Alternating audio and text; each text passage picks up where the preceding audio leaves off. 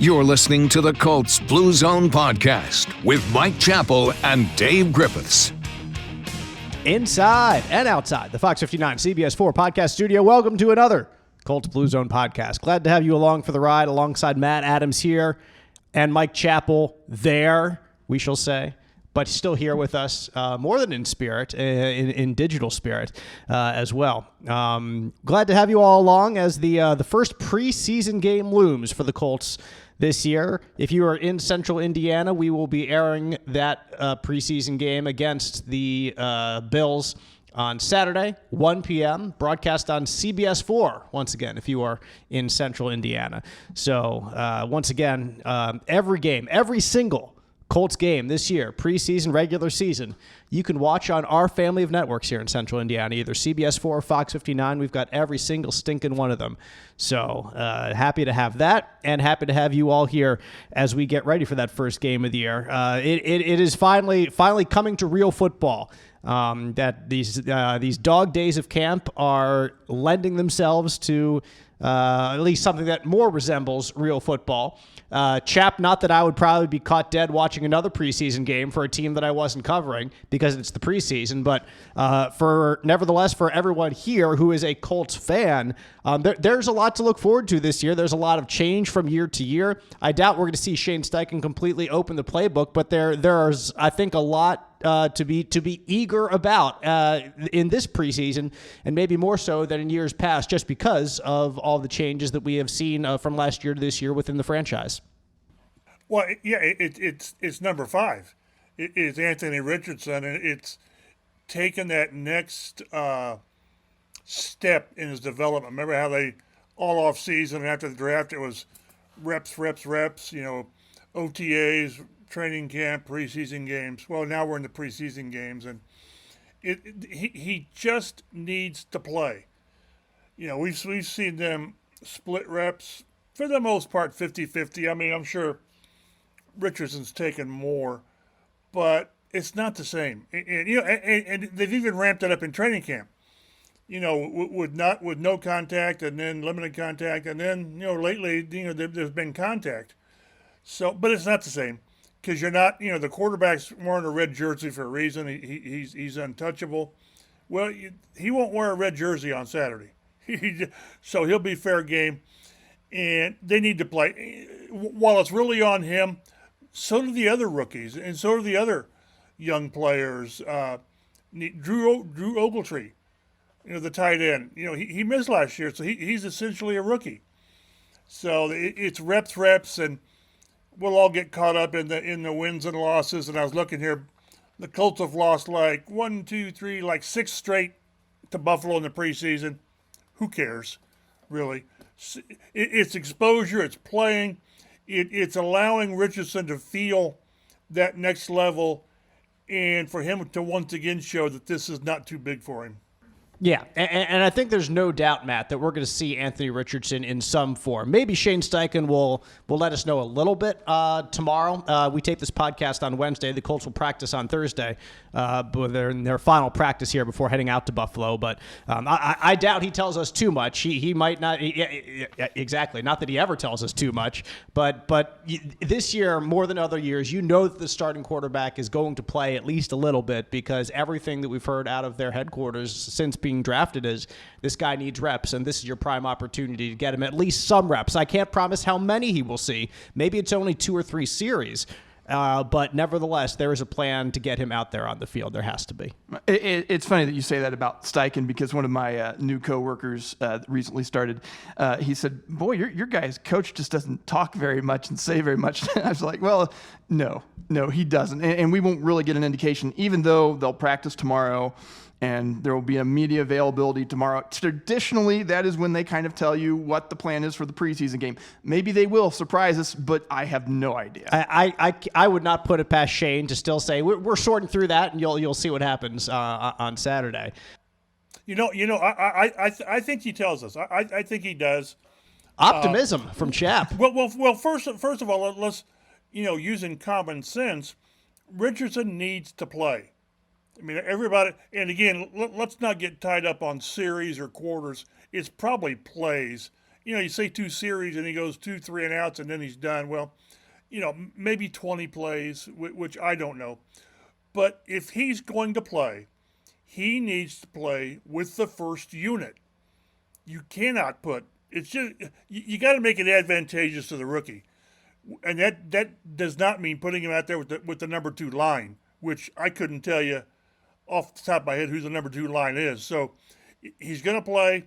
To me, he's out there with the first unit, and as long as he's out there, the first unit's out there, and then poor Gardner Minshew will sort of, muddle around, and then good luck with Sam Ehlinger with what he's dealing with. But I just think that it's going to be like 20 plays, and he'll play with the first unit because that's what he needs to do. I won't be shocked if Steichen says that, although, like you said, he's given us no indication to this point he's going to give us any details. But I think in this instance he will. And if he doesn't, we can just kind of guesstimate that that's what he's going to do. Yeah, and maybe the more intrigue comes on defense. Like, is Shaquille Leonard going to play? Because he's probably going to need something before he's ready week 1, Will DeForest Buckner play? Probably not. I doubt it. I doubt it. Will Kenny Moore play? I doubt it. Maybe not. Yeah, exactly. So all those players, you're like, probably not on that side of the ball. But who knows what exactly the modus operandi of this new coach and his staff is. But it is funny, Chap, that you do mention the first versus second unit, because the Colts did release the first unofficial depth chart of camp this week. We'll get into that in a bit later in the show. Not too much to dissect there, but nevertheless, there is a little bit, of course, because it is a little bit of news coming out of camp. But the biggest news coming out of Colts training camp this week is the fact that someone who was here in his hoodie for the first 8 or so practices of camp is no longer here, and that is running back Jonathan Taylor. He had been on the sidelines at practice until this past Tuesday. Yesterday, I guess, as we tape this podcast, and he was nowhere to be seen, nowhere to be found. I know that Stephen Holder of ESPN, our friend, is reporting that he is not on the premises, and Shane Steichen declined to answer whether he was on the premises or not, so I'm sure that all of our viewers can very easily decipher whether he is or not from that answer and that reporting. Mike, is this a notable step backward or just the next phase of whatever you call this disagreement between Jonathan Taylor and the Colts right now? It's a good question, and I had someone within the organization said no alarm, they knew this was coming. But I don't see how you can spin this with any positive nature. You can't. How many players can we think of in the last 10 years has been rehabbing, and he does it away from the team? I don't care if the team knew about it, whatever. This to me, a podcast gives you a chance to sort of say what's on your mind.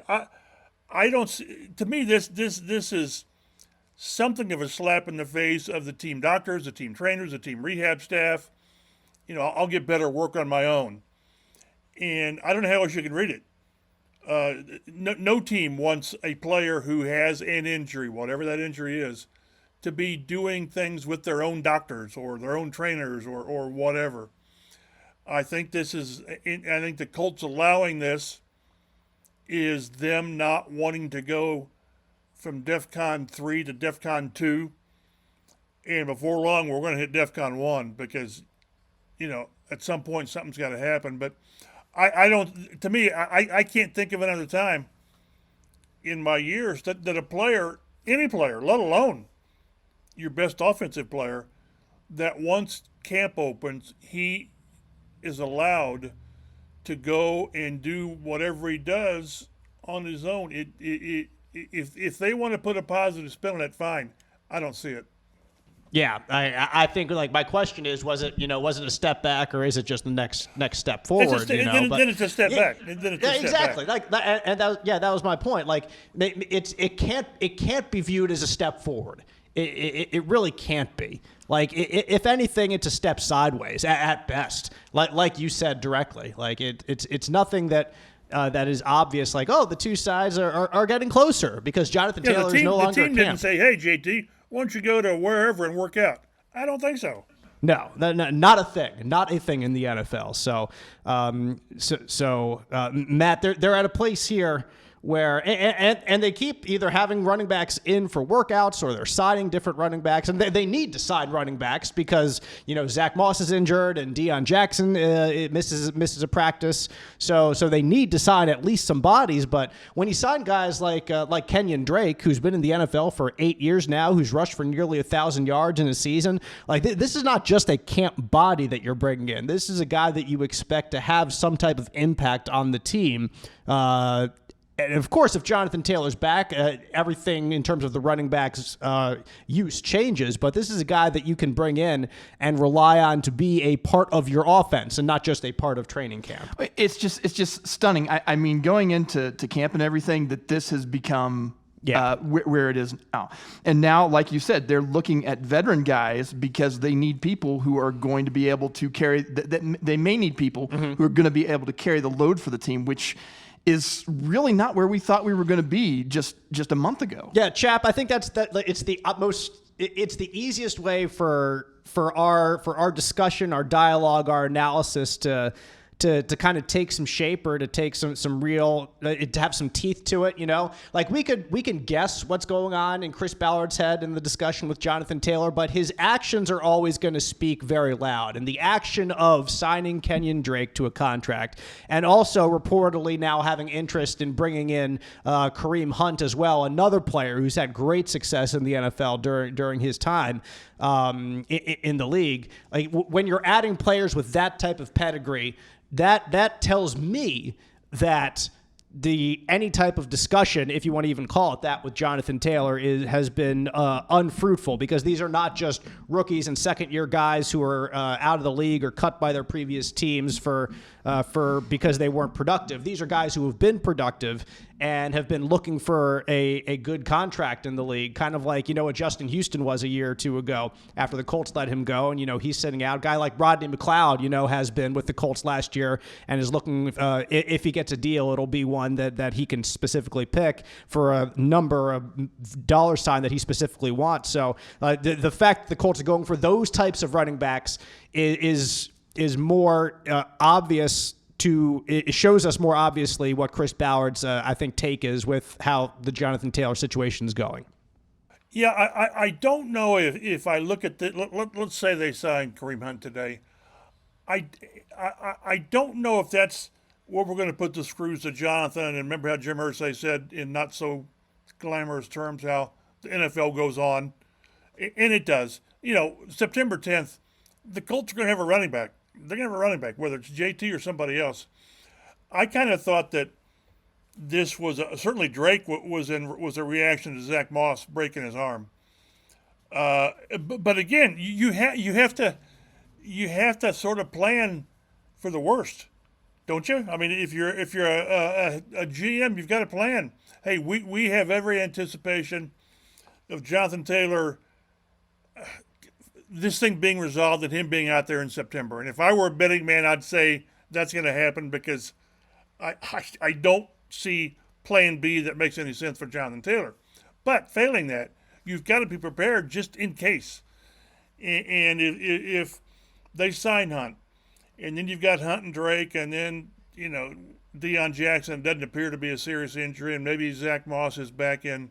Maybe he's back for the opener. I don't know. But you've got to plan. You've got to hope, I guess, that this JT thing gets resolved, but you got to plan that he won't.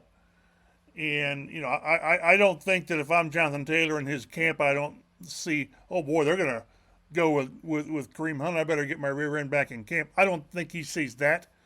But if you're the team, you have to plan for that. Yeah, Taylor does remain on the physically unable to perform list for the Colts right now, and Shane Steichen did say on Tuesday of this week that JT will return to practice when he's 100% and the medical staff clears him. So if he's one thing that and we had talked to how we've not talked to JT since, was it June. OTAs? Was it June? Yeah, minicamp. And the team has not, veteran minicamp, and the team is not giving us any on-the-record information on what's up. And I asked Shane Steichen today, that's the most he's talked about Jonathan Taylor. We had, 6, 7, 8 questions, and not exactly expansive, comments. But what I said is he rehabbing the injury from last year, and where the surgery on January 25th, he said he's got the ankle. The Star has reported several times, the people they talk to, that this type of an injury, it's 2 to 4 weeks. Let's say 6 weeks.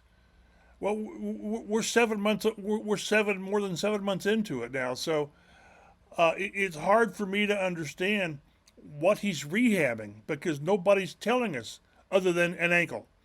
If the initial surgery was a success, I think EJ Speed said, "Yeah, I had that, and I'm perfect now." But if that's the case, then did JT? Did he aggravate the injury? Did he hurt something else on his own, away from the team? So in the absence of updated facts, you sort of start wondering what's going on. And until the team clears things up, which I don't think they will, or JT talks, which I'm not sure when he will, you're left to speculate. And the biggest speculation I've got is, what's he rehabbing? Is he rehabbing the original injury or a new injury? I don't know. And for now, the Colts are staying completely mum as possible. And we're not hearing anything from Jonathan Taylor. And his agent has stopped tweeting at Jim Irsay, much to our disappointment, because that was fun. But that's probably a good thing. It's a good thing for them and for their relationship. Bad thing for us in the news media. We want the drama. Come on, bring it on. Let's go. But yeah, in the meantime, the Colts have Kenyon Drake, and they might be signing Kareem Hunt as well. Played a couple years in Kansas City before they released him after there was a videotaped incident where he was seen pushing and kicking a woman.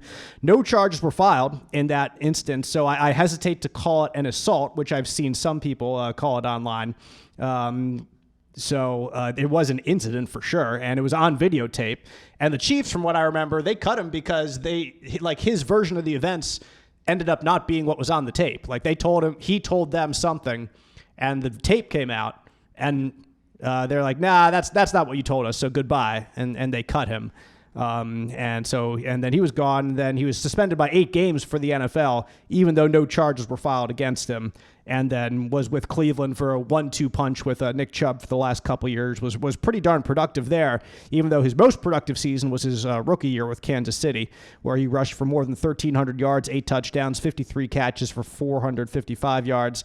Like Kenyon Drake, has a 4.5 career yards per carry average. Like Kenyon Drake, can catch the ball out of the backfield.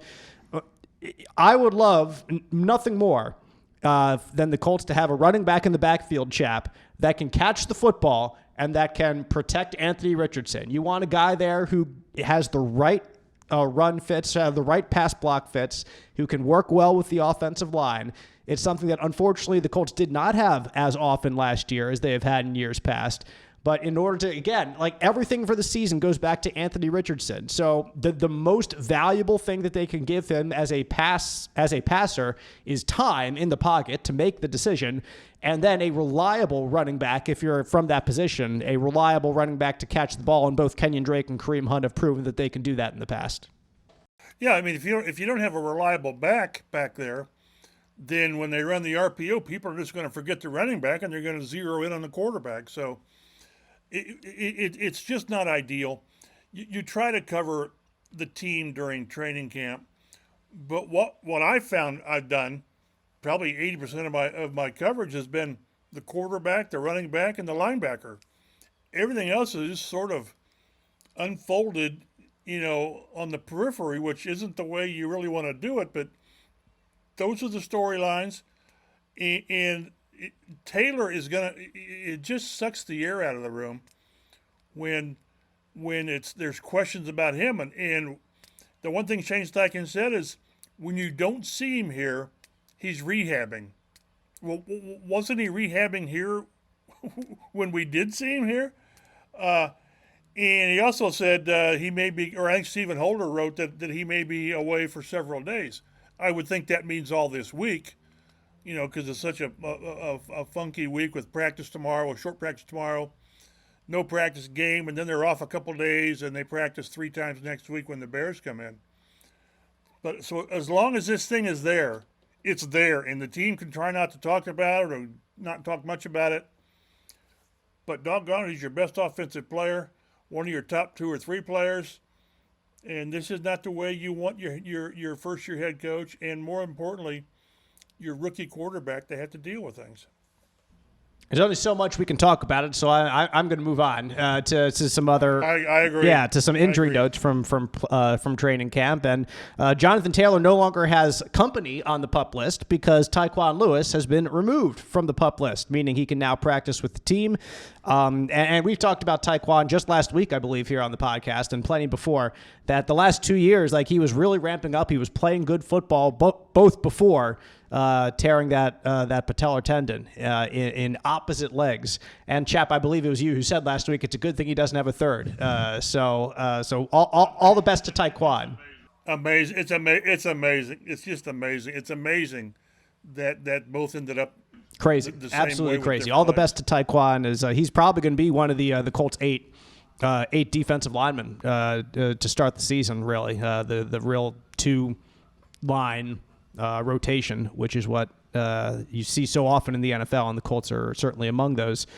Did not practice on Tuesday. Zach Moss with his broken arm. Deion Jackson, which that injury was not disclosed. Julian Blackman still on the beach, which is yeah, those hamstrings, Chap, they're tough, and he's a veteran, so you know that he knows the defense. He was in it last year, but I've said this too, like, changing to strong safety, I would love to see him out there, but at the same time, if it's a soft tissue injury, like, you want to take your time, but still a soft tissue injury that's lasting all this time, to me, is still a little concerning, isn't it? Yeah, and again, there's always different levels of hamstring injuries and severities. And the last thing you want is for it to turn is to go from a 2-week training camp issue to, a month into the season. You don't want that. But again, like you said, he's changing positions, at safety from strong safety more closer to the box stuff. So he's missing time. It's not good to miss time. It just isn't. I mean, we can overdo practice and all that stuff, but got to practice. And the more time he misses, DeForest Buckner's got that foot injury. I don't think we see people at Grand Park will see him only in his pullover T-shirt with 99 on it. He's not going to practice again. He's not going to practice against the Bears. He won't practice in Philly, and that's fine. That's fine. But Blackman's a little different, and the more time he misses, yes, it gives other guys a chance to get snaps. But again, he's changing position. He needs to be out there, and we've been given no indication when he might return. Right. And he's alongside Rodney Thomas, the two starting safeties right there, Matt. So it's a lot of backups who are getting some time in the secondary right now. The thing that struck me, and this is a dumb observation, but the thing that struck we love me, dumb observations. The thing that struck me is that, like, aside from DeForest Buckner, these injuries are all like personnel groupings. You've got 2 running backs, you've got your 2 safeties, and you've got 3 tight ends. Yeah, Mo Alley-Cox, Jelani Woods, Will Mallory, those 3 tight ends. And a lot of hamstrings. Where it rains, it pours, so to speak, among the Colts injured players right now. So a lot of guys who are near the back of the depth chart on those having the opportunity to see a little bit more playing time. The unofficial depth chart, and that's what brings us to the depth chart, talking about guys who are at the top, at the bottom. The Colts being sneaky, as you would expect, not listing a starting quarterback. They just have kind of, first team, second team, third team out there if you go to Colts.com and click on their depth chart. But both Gardner Minshew and Anthony Richardson, first-team quarterback. So, Chap, I guess we're going to see some unique player combinations out there when they take the field, right? Yeah, I've never seen this before where they got the word "or" between the two. It's got Gardner Minshew or Anthony Richardson. I know why they're doing it, but I really can't remember a time a team has done that. And we always pay attention to these because it's preseason and what else you're going to do, but never put much weight in these at all. It just don't. Because, one reason, Exhibit A, starting running back, Jonathan Taylor. Oh, really? Okay. That's a nice thought. His backup is Zach Moss. So we always want these teams to do this so that it gives us some idea. But, folks, please don't put much emphasis on these because they really don't mean much. But Jake Funk is listed also as a backup running back. Don't fake the funk with Jake Funk. I love it to have him up there at number 2. So you're probably going to see a good amount of Jake Funk, Xavier Scott, another rookie out there, and of course the Kenyon Drake, or if possible, if he gets signed, Kareem Hunt too. And then the rookie Evan Hall, all those running backs. But the smoke screen continues at the top of the quarterback list, and that's to be expected. And like the fact that like the NFL is resorting to Orr at the top, like this is not the only place too. I believe the Buccaneers did it with Baker Mayfield and Kyle Trask in their first unofficial depth chart of the year, putting a little Orr up there. I'll say this though, like from covering college football earlier in my career, this happens all the time in college football. All the time, every team, unless you have like a obvious starter returning. If there's any type of conversation at all at your starting quarterback, they're going to throw the Orr out there during fall camp or training camp for that first team quarterback. It's just going to be how it is. Like I saw it at Florida State. It was between, who was it? I think it was actually between Jameis Winston and what was his name? Clint Trickett. Who were their 2 quarterbacks there. And Jameis took the starting job, obviously, and they won the national championship that year. But yeah, it's not as common in NFL circles, I guess. But we'll find out more as training camp progresses. But my thoughts on this chap, and I think I have come around a bit from where I was at the start of training camp on starting quarterback. And maybe it's just because Gardner Minshew hasn't wowed me.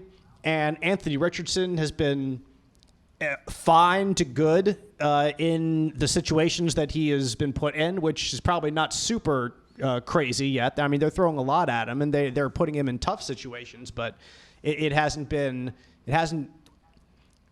maybe trial by fire is too strong of an expression for it. But all this to say, like I think I'm more on board with Anthony Richardson starting week 1 than I was at the start of training camp based on what I have seen throughout training camp. Like I said, because Gardner Minshew hasn't stunned me as being obviously better, and Anthony Richardson has not appeared lost out there. That's my take. I know that I think were maybe more along the lines of Richardson starting week 1 than I was a couple weeks ago. All this to say, I'm starting to come around to your way of thinking, which is probably for the best. And that didn't happen very often either. I know, right? I'm usually pretty strong in my opinions. You stick with your guns. I do. Yeah, I've taken the approach again, and I'll beat it to death, but unless he shows he's not ready, you play him. And with Minshew, what you said is right. But that's who Gardner Minshew is. I was talking to Rick Venturi. He calls him a singles hitter. That he just, and if you go back and look at how he's played against the Colts, they were like the old death by 1,000 paper cuts. But you still die. Richardson gives you more, like you said, more of the wow. And he's thrown some good balls. What we really haven't seen, and maybe we'll see it in these preseason games or the joint practices, is the threat he really does bring as a runner in the RPOs. Because in practice, yeah, there's contact, and yeah, you're trying to go sort of full speed, but you're not, and you're not really seeing a running back who's going to get zeroed in on and brought to the ground, his ability to make a guy miss or run through a tackle. We're really not seeing all that Richardson has to offer. So, but again, I think like you mentioned, to me what's been most impressive is it's not too big for him. He had a really good back-to-back practices. I get my days mixed up. Saturday and Sunday, I think. And then Tuesday, not so much. You know, they had both. Steichen's really good in situational sessions, and they had the offense in what they call their 4-minute at the end of a game where the Colts had the ball at the 35 and 2:40 to play, and the defense had 2 timeouts, and all the offense needs is a first down to put the game away. And neither Minshew or Richardson got the job done. It was 3 and out. But by and large, Richardson has had a good camp. But it's also clear that he's got ways to go. Didn't you expect that? With Minshew, he's had probably a 15% higher completion percentage than Richardson, but he's throwing the ball shorter, not taking as many shots down the field. I'm really curious how they're going to use Richardson. Again, I think he plays, 20 plays with the starting unit, which means the starting line. And I'm not so worried about the receivers. I think you start the receivers, but he needs that. And he just, like I said earlier, he needs to experience what he hasn't experienced yet. And that'll be every game, every joint practice. He'll see something new, and that's what he needs. Well, let's discuss some of those receivers. The unofficial depth chart. Obviously, 1-2 on the outside. You have Michael Pittman Jr. and Alec Pierce. For wide receiver 3, your slot guy, Isaiah McKenzie, is listed as the starter there over the rookie, Josh Downs, for now. At tight end... that's not going to last. Downs has played more, in my mind, with the ones than McKenzie has. But that's why I say be careful with the depth charts to the casual fan. Right. This is the depth chart that you have to put out there. You're kind of like, correct. Yeah, like quote unquote legally obligated. That's not literally legally obligated, but it's something that teams will always do to generate discussion about themselves, which is what we're doing right now. We are. The NFL is professional at staying in the discussion. Here we are, yeah. You have Mo Alley-Cox and Kylan Granson as your 2 starting tight ends. The backups right now, Drew Ogletree and Jelani Woods, ahead of guys like Will Mallory, Pharaoh Brown, further down the depth chart right there. The offensive line, the exact same starting 5 as we closed last season with, is the starting 5 right now for this year as well. And we'll see exactly how much they play out there. When it comes to the preseason. Jonathan Taylor, as Matt alluded to earlier, starting running back, or I think or Chap alluded to earlier. Maybe both of you did. I don't remember. It was all Chap. Okay, good. Shaquille Leonard penciled in as the starter at the will linebacker spot. The cornerbacks, Darrell Baker Jr. Has risen to the top of the fold, and he's done this, Chap, out of necessity because with Juju Brents out for the first week and a half or 2 weeks or so of camp, there was the opportunity to be had, and I don't know if Juju had been healthy all offseason at the start of camp, maybe it's just an opportunity that Darrell Baker Jr. never would have had. But right now he's played at the starting role alongside Dallas Flowers, and he has made a couple plays out there in training camp. When you're looking at guys who flash, you've seen Darrell Baker Jr. A couple different times. And I'm not saying that he's an all-world cornerback, but right now he's looked like one of the Colts' 2 best outside cornerbacks, and so he's the starter on the depth chart as we speak.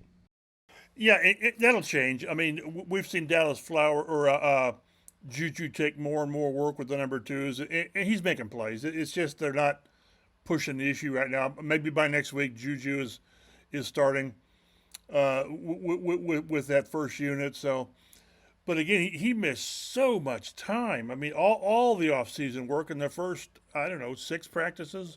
I think he's been back for 2 or 3 practices.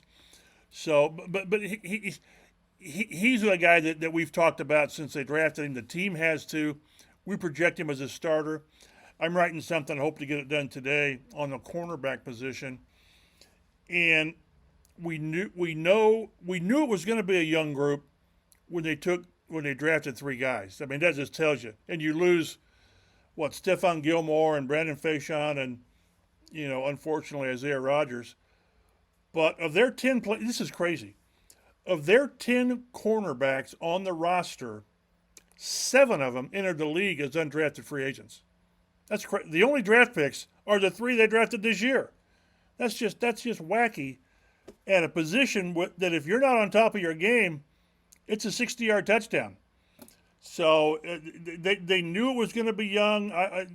The Rodgers situation sort of complicated things quite a bit. They got rid of Stephon Gilmore, and they didn't re-sign Brandon Faison. The Rodgers thing tossed them for an initial loop that they're trying to recover from, but they're going to be young. And it's funny, I was talking with Gus Bradley, the defensive coordinator, and, things go hand in hand. Pass rush and cornerback and coverage. And they've got young corners, and you don't know for sure where your pass rush is coming from. So that's a really bad combination. It will be a unique year, I think, for this Colts team and corners specifically. That's an insane stat that you gave, Chap, that out of the 10 corners that are on their roster, only 3 are draftees. And all 3 of those guys are rookies that they took this year, Matt. That's crazy. I mean, yeah. Well, on top of that, you've got, of all those 10 guys, you've got 15 career interceptions. And Kenny Moore's got 14 of them. So, one guy he last started in 2019, another guy last started in 2020. Chris Lamons, who, by the way, is going to miss the first 3 games of the season, 42 games and no starts. So it's amazing. It's one of those where you're piling on what bad stat you want to use, but there's a lot of them there to go with. Hopefully this group comes together. They're certainly going to have a chip on their shoulder to show all of us skeptics that they can play the position. But until they do, you have to be concerned. Got to take a page out of Shaq Leonard's playbook and play the nobody believes in us card. Yeah. Let's go. I mean, the Colts have always been good at sort of mining undrafted free agent talent, but that's taking it to an uncomfortable degree for me. Right. There's only been, I guess, 1 year now in the past 25 years about that they haven't had an undrafted rookie make the roster, and that was only 2 years ago when that happened. Yeah, one's fine.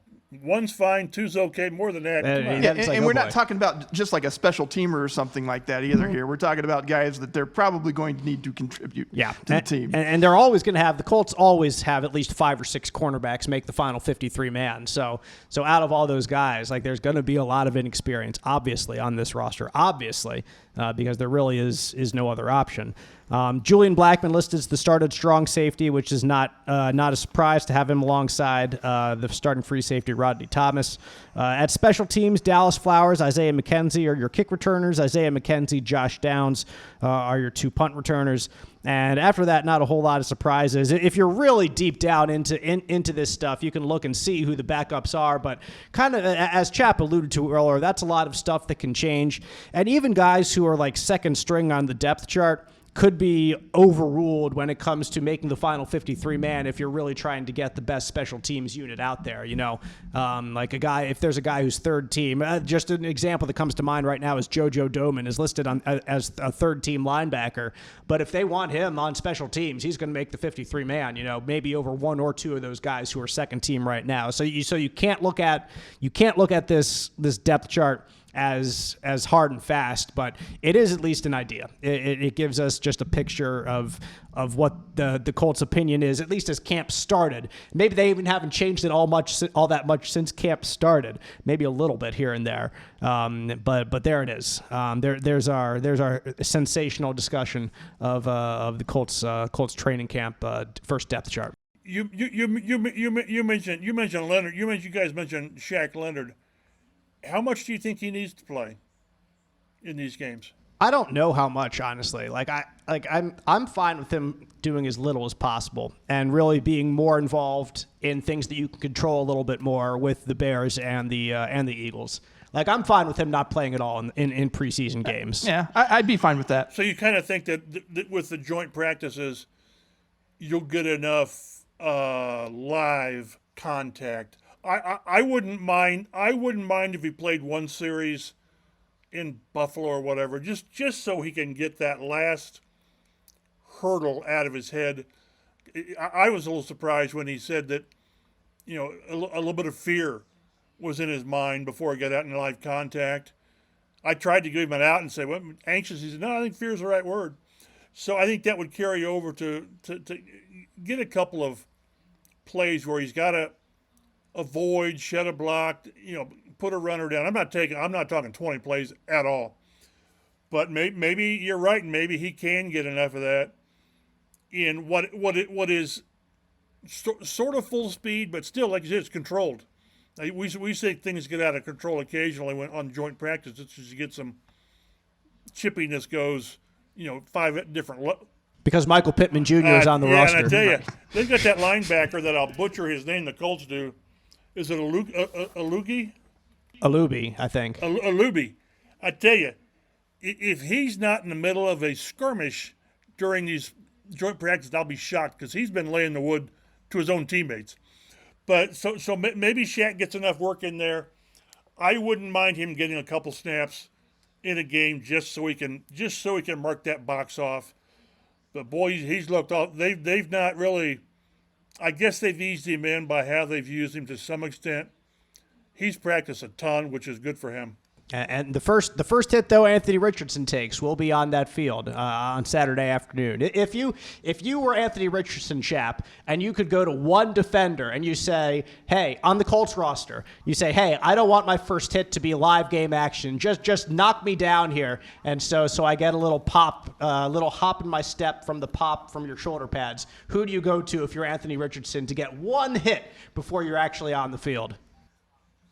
Probably a cornerback. A little guy. I'm going to run this RPO and I'm going to get on the edge and just hit me and I'll go down. I remember back in the day with Peyton Manning, he said, I think it's important you go out there and take a hit. He said a hit. And then Edgerrin James says, no, I don't need any hits.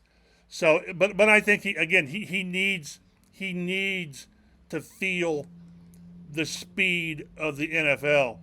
Maybe there were times that Florida, he ran away from guys, or he juked guys, and he told us something, or was it during OTAs where he said he was running an RPO, and generally he would be wide open on his move, and he said there was a defensive end right there. So he needs to be hit. I won't put a name with it, but I think I'd much rather be hit by a DB than a linebacker flowing to the ball. But he's got to. He's got to. All that stuff he's got to experience, the hit at full speed, and the general speed of the game, how windows close different in games, and whatever he experiences in these 3 preseason games, it's going to magnify when Jacksonville comes in. So it's all part of the process, and that's why I say I'm winning you over, as long as he's not, tinkling down his leg. I think he needs to start in September. And Matt, I might even go to if I'm Anthony Richardson, my roommate Josh Downs, just be like, hey, can you hit me once? Like that'll probably be enough for me. Yeah, that'll do. That'll do.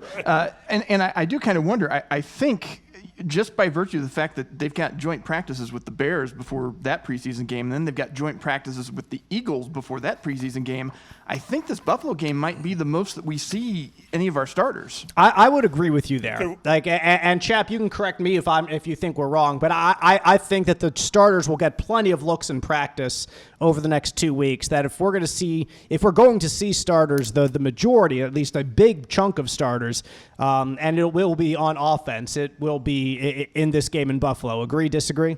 Yeah, and one thing the fans in general across the league do not want to hear is it's obvious teams are devaluing preseason games and valuing joint workouts.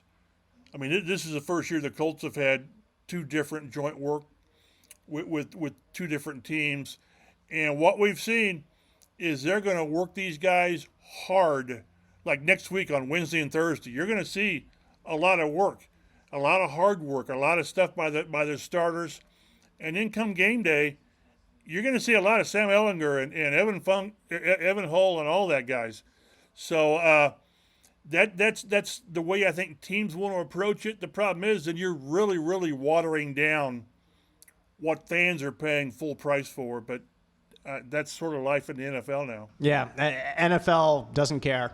No, and the Colts only have the one home preseason game as well. Yes. So, and that comes after the Bears practices. So I don't think, I could be wrong, but I don't think fans are going to see a lot of Anthony Richardson in his only home preseason game. Well, here's the good news. Go ahead, Chap. Go ahead. Well, the problem is though they've only got 3 quarterbacks, and you're not gonna throw Sam out there and say 60 plays.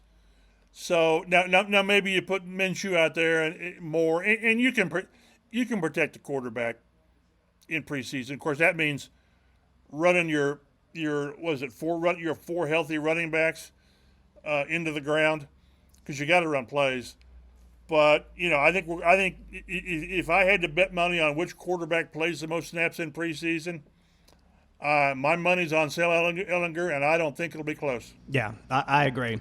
And what I was going to say in reference to you talking about that Bears preseason game, the one home game the Colts have, it can't go as bad as the last Colts preseason game against the Bears. You know, I was going to say the same thing.